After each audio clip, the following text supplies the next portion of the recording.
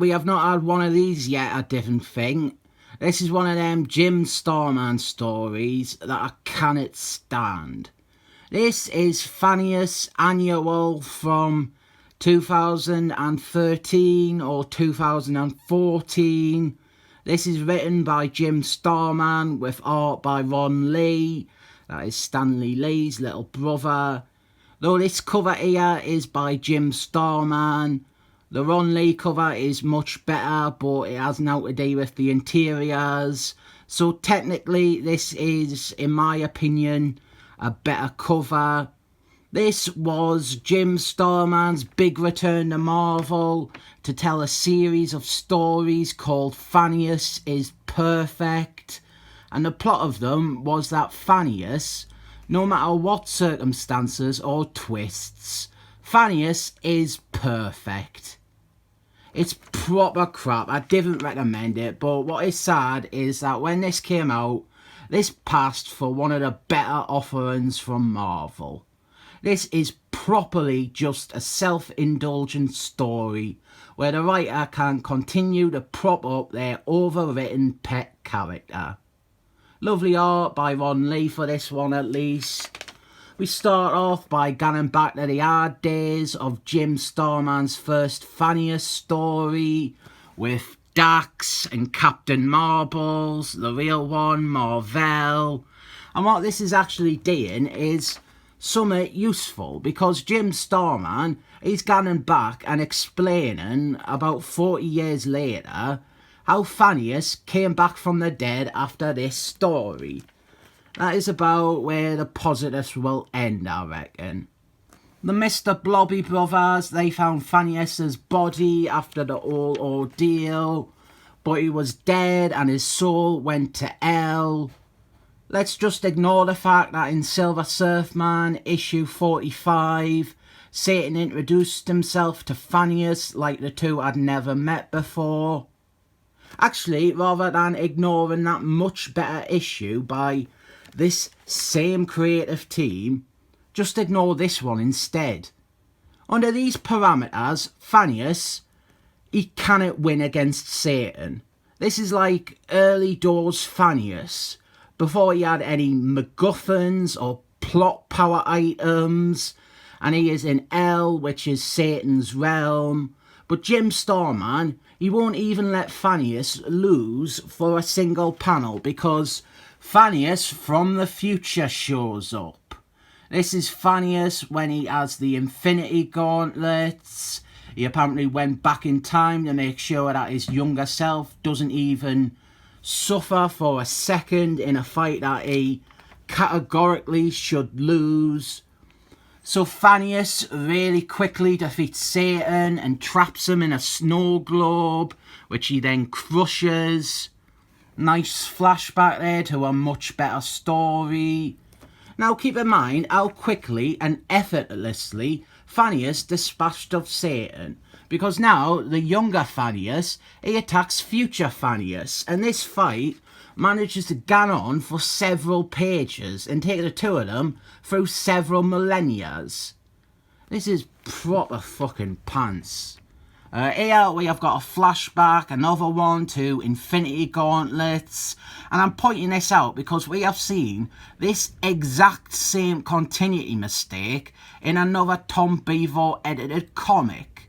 They always show this bit where Karen Gillan, she puts on the Infinity Gauntlets, and we have this exact image. They have Thanos there in the background looking shocked, and then they have Taraxia, who was dead by that point in the story.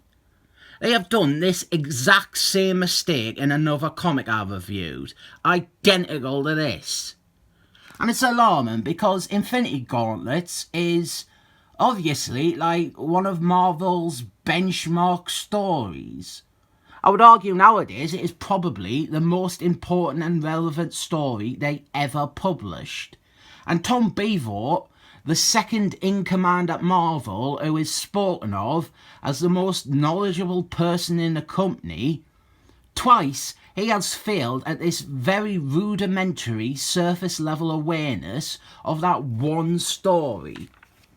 Now this just turns into an excuse to have Ron Lee revisit hard stories while the two Thaniuses perform fellatio on each other, metaphorically. Though if this had came out a few years later, Marvel would have pushed for Thanius on Thanius homosexual oral sex to be progressive. Infinity Wars, Infinity Cluedo. I would offer this code to anyone, but I doubt it is still active or usable. Then we have got Infinity Abbeys, and then when Thanius fought Galactus Man. Conveniently ignoring every Thanius story along the way that isn't by Jim Starman.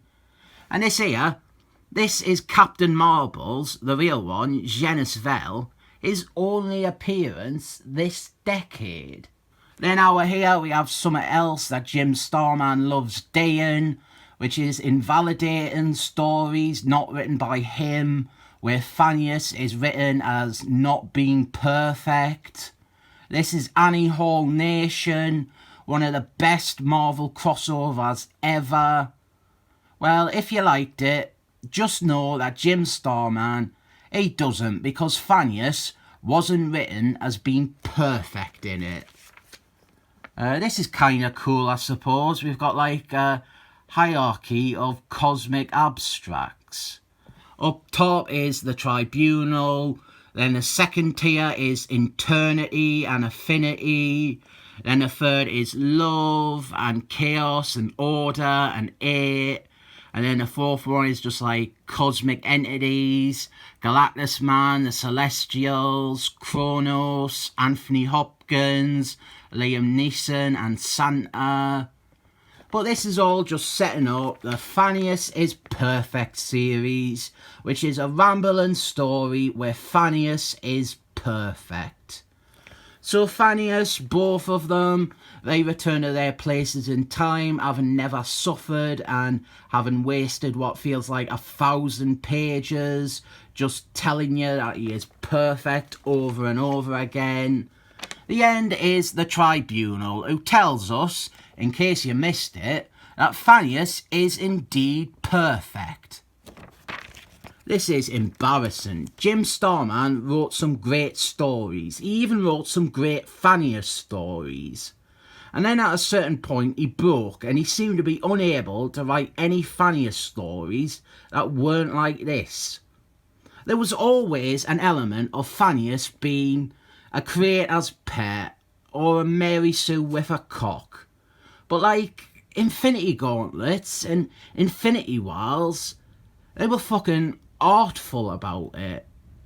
Maybe Tom Beaver was actually doing us all a favour by chasing Jim Starman away from Marvel. This is nicely drawn, but it also came out around about the same time as that Ugly Extra Factors book. And in that video, I noted that the printing and the paper stock was awful. And it is awful here too. And last time I said that I put the comic down for 2 minutes and by chance my dog Wendell, he tried to have a shit on it. I put this comic down again and my dog Wendell straight away tried to do a shit on it. And this time I got photos to prove it.